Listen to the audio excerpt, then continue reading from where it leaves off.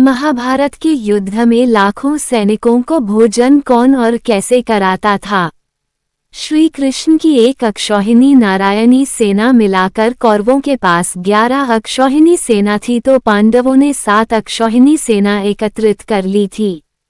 इस तरह सभी महारथियों की सेनाओं को मिलाकर कुल 45 लाख से ज्यादा लोगों ने इस युद्ध में भाग लिया था।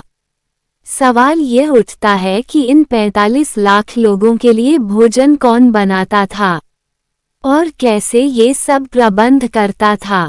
सवाल ये भी उठता है कि जब हर दिन हजारों लोग मारे जाते थे तो कैसे शाम का खाना हिसाब किताब से बनता था। आओ जानते हैं इन्हीं सवालों के जवाब।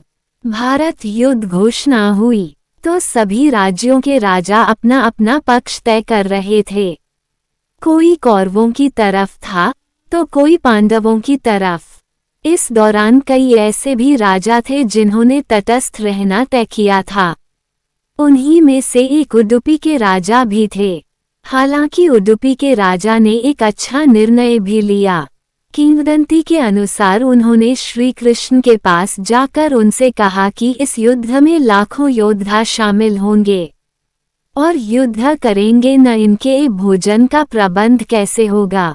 बिना भोजन के तो कोई योद्धा लड़ ही नहीं पाएगा। मैं चाहता हूं कि दोनों पक्षों के सैनिकों के लिए भोजन का प्रबंध मैं करूं। श्री कृष्ण ने उडुपी के राजा को इसकी अनुमति दे दी। राजा के समक्ष ये सवाल था कि प्रतिदिन में भोजन किस हिसाब से बनवाऊं? खाना कम या ज्यादा तो नहीं होगा? उनकी इस चिंता का हल श्री कृष्ण ने निकाल लिया था। रया की 18 दिन चलने वाले इस युद्ध में कभी भी खाना कम नहीं पड़ा और न ही बड़ी मात्रा में बचा। ये कैसे संभव हुआ? मान्यता के अनुसार इसका श्रेय श्री कृष्ण को दिया जाता है। इस बारे में 2 कथाएं प्रचलित हैं। पहली यह कि हर दिन शाम को जब श्री कृष्ण भोजन करते थे तब भोजन करते वक्त उन्हें पता चल जाता था कि कल कितने लोग मरने वाले हैं। ऐसा माना जाता है कि ये द्वापर युग का सबसे भयानक युद्ध था। इसे उस समय का विश्वयुद्ध भी कहा जाता है। लेकिन क्या आप जानते हैं कि लाखों योद्धाओं साथ ही क्या आप ये जानते हैं कि भोजन का प्रबंध करने वाला कैसे जान जाता था कि युद्ध के बाद कितने योद्धा जीवित रह जाएंगे? ये तो सभी जानते हैं कि महाभारत युद्ध कौरवों और पांडवों के बीच में हुआ था। ऐसा माना जाता है कि महाभारत युद्ध में करीब 50 लाख योद्धाओं ने भाग लिया था। महाभारत का युद्ध 18 दिनों तक चला था।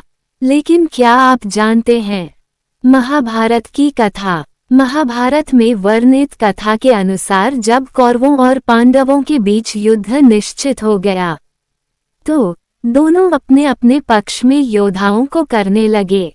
इसी क्रम में एक दिन उडुपी के राजा वासुदेव कुरुक्षेत्र पहुंचे। उडुपी के राजा को कौरव और पांडव अपने पक्ष में लाने का प्रयत्न करने लगे। लेकिन उडुपी के राजा बहुत दूरदर्शी थे। उन्होंने श्री कृष्ण से पूछा, हे कृष्ण, दोनों ओर से जिसे देखो वह युद्ध के लिए लालायित दिखता है, लेकिन क्या किसी ने सोचा है कि इतनी विशाल सेना के लिए भोजन का प्रबंध कौन करेगा? अगर ऐसा है तो कृपया बताएं। उडुपी नरेश ने युद्ध में भाग क्यों नहीं लिया? उसके बाद उडुपी के महाराज ने कहा, हे माधव, सत्य तो ये है कि भाइयों के बीच हो रहे इस महायुद्ध को मैं उचित नहीं मानता, इसलिए मैं इस युद्ध में भाग नहीं लेना चाहता। किंतु इस युद्ध को अब टाला भी नहीं जा सकता, इसलिए मेरी ये इच्छा है कि मैं अपनी पूरी सेना के साथ इस युद्ध में भाग ले रहे लाखों सैनिकों के लिए भोजन का प्रबंध करूं। उनकी बातें सुनकर श्री कृष्ण मुस्कुराते हुए बोले, महाराज, आपका विचार अति उत्तम है। इस युद्ध में करीब 50 लाख योद्धा भाग लेंगे और अगर आप जैसा राजा उनके भोजन का प्रबंधन देखेगा तो हम सभी उस ओर से निश्चिंत रहेंगे। वैसे भी मुझे पता है, किंतु भीमसेन इस युद्ध से दूर नहीं रह सकते। इसलिए मेरी आपसे प्रार्थना है कि आप इस युद्ध में भोजन का भार संभालिए। उसके बाद उडुपी के राजा ने भोजन का भार संभाल लिया।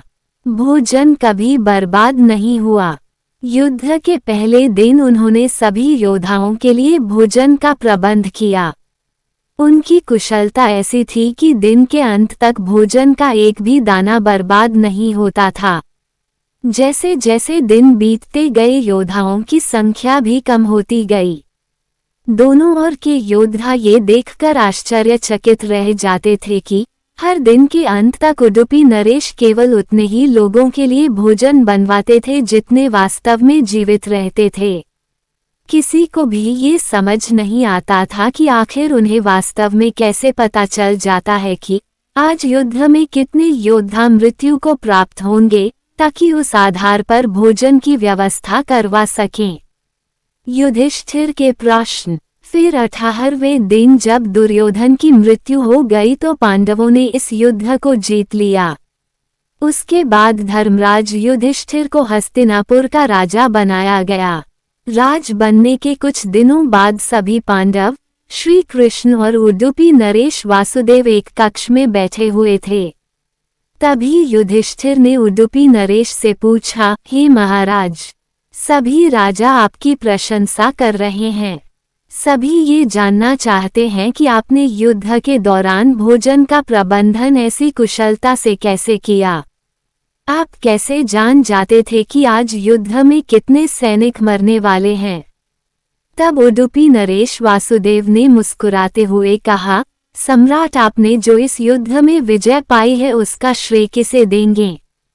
युधिष्ठिर जुए में जीत सकते थे, लेकिन श्री कृष्ण ने ऐसा क्यों नहीं किया। तब युधिष्ठिर ने कहा, माधव के अतिरिक्त इसका श्रेय और किसी को जा ही नहीं सकता।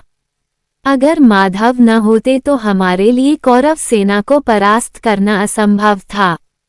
फिर उडुपी नरेश ने कहा, हे महाराज, आप जिसे मेरा चमत्कार कह रहे हैं वो भी माधव का ही प्रताप है। माधव की कृपा से ही मैं जान जाता था कि किस दिन युद्ध में कितने योद्धा वीरगति को प्राप्त होने वाले हैं। ऐसा सुनकर वहां उपस्थित सारे लोग हैरान हो गए। फिर युधिष्ठिर ने पूछा, माधव की सहायता से आप कैसे जान जाते थे कि युद्ध में कितने योद्धा किस दिन मरने वाले हैं।